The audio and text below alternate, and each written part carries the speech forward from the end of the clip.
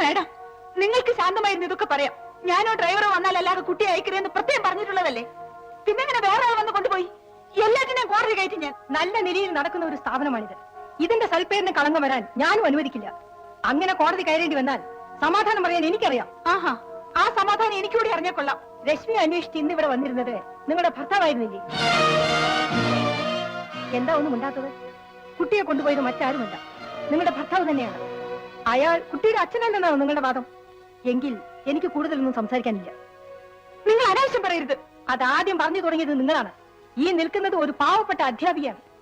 പണത്തിനു വേണ്ടി നിങ്ങളുടെ കുട്ടിയെ കടത്തിക്കൊണ്ടുപോകാൻ സഹായിച്ചു എന്നവരോട് കയർത്തത് എന്തിന്റെ കൂടുതൽ കൊണ്ടാണെന്ന് ഞാൻ പറയാം. പണക്കൊഴുപ്പിന്റെ കൂടുതൽ കൊണ്ട്. പാവങ്ങളുടെ നേരെ ആർക്കും എന്തും പറയാമല്ലോ.